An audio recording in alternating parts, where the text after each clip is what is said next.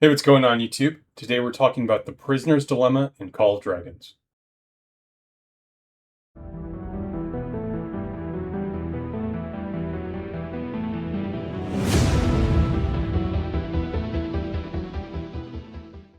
There are a lot of things in Call of Dragons that have made me think about the concept we call the prisoner's dilemma, and none more so than the implementation of Oath of Glory here, right? Oath of Glory, this is sort of like the upgraded bitter end here. When you have it enabled, you get additional counterattack, additional hero skill damage, a little additional Legion hit points. But the big downside is if you have it enabled and your opponent has it enabled, 2% of your Sev wounds are permanently killed, right? Not killed and you can revive them after the end of the season. They're gone forever, right? So it's great if you have it enabled and your opponent doesn't. On the other hand, if your opponent has enabled and you don't have it enabled, you take a big penalty. So if you both have it enabled, it sort of offsets, but you both suffer a lot of permanently killed troops, okay? And like I said, this reminds me of a concept in political science we call the prisoner's dilemma. And let me give you an example of that. Okay, so let's say Fulgrim and Ruby here, they're going to rob a bank, and in fact, they do rob a bank. They take the loot back, they get the money laundered, but the police are onto them, and the police, kind of raid their house and find they don't find the money from the bank robbery, but they do find some other contraband, like some illegal weapons or drugs or whatever. And so they arrest Ruby and Fulgrim and they bring them down to the police station. And they put them in an interrogation room, right? Like separate interrogation rooms for both Ruby and Fulgrim. And, they go to Ruby here and they say, "Hey, Ruby, I'm not going to lie to you. I'm going to tell you exactly how it is. We have you dead to rights on possession of this illegal, firearm and these illegal drugs or whatever. And if we want to, we can send you to prison for 5 years. All right. So that's in our pocket. There's no getting out of that. However, we got a deal for you today, right? And the deal for you is we want you to turn state's evidence and testify against your partner, Fulgrim, here. And here's what's going to happen, right? If Fulgrim stays silent, but you agree to testify against him, he's going to eat all the weight, right? We're going to give you a little slap on the wrist. You'll go to jail for 1 year, but otherwise, you're going to get out from under these 5 years. You'll get out from under the main charge, and you'll get on with your life pretty quickly here, all right? On the other hand, if Fulgrim testifies and you don't testify, he's going to get that deal, um, and you're going to go to jail for 20 years. Okay. Now, if both of you agree to testify, well, then obviously we'd have your testimony, your confessions, essentially. We'll take a little bit of a break on you. We'll send you to jail, but only for 10 years, right? So, if you both stay silent, you're both going to jail for 5 years. If you both testify, you're both going to jail for 10 years. However, if one of you agrees to testify and the other doesn't, whoever testifies gets off for only 1 year, and then the person that remains silent goes to jail for 20 years, all right? And here's the thing about this deal: it's a one-time only offer. We're going to give you 20 minutes to think about it, and we're going to come back, and you're going to tell us a deal or no deal. And if not, then we're just going to go for it. Okay. And so the cops leave, and then they talk to Fulgrim, and they tell him essentially exactly the same thing. They give him exactly the same deal, and they walk out. And so both Fulgrim and Ruby are like sitting in their jail cell, thinking about this. All right. And here's what happens, right? So they each think to themselves, all right, I don't know what my partner is going to do. Like if you're Ruby, you don't know what Fulgrim's going to do. He might talk to the cops. He might not talk to the cops. Okay. But if he stays silent and I rat him out, I get out after only 1 year, right?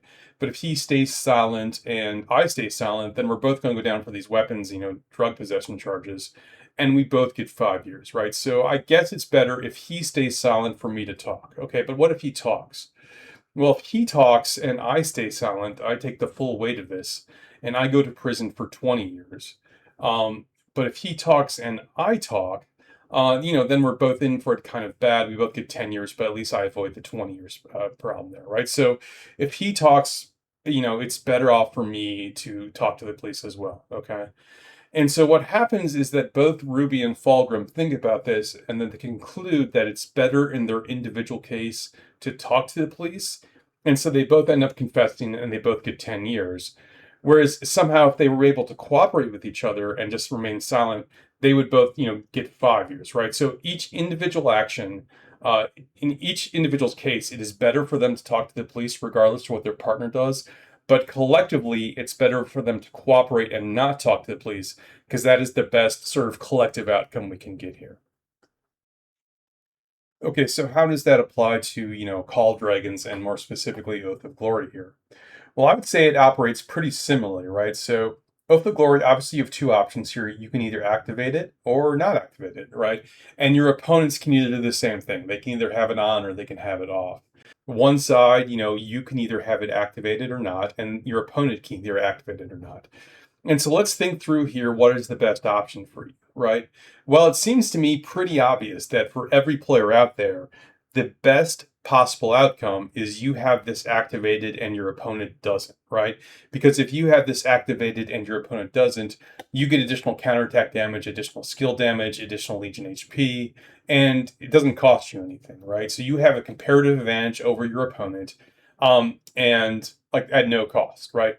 So the second best outcome, it seems pretty obvious to me, is that neither of you have this activated, right? So if neither side has it activated, then neither side gets a comparative advantage over the other. And in that case, right, so it doesn't cost you anything, right? So essentially, the second best outcome is like no one activates this whatsoever. Okay, after that, it gets a little tricky, right? Because it's not clear what you would rank number 3 and number 4.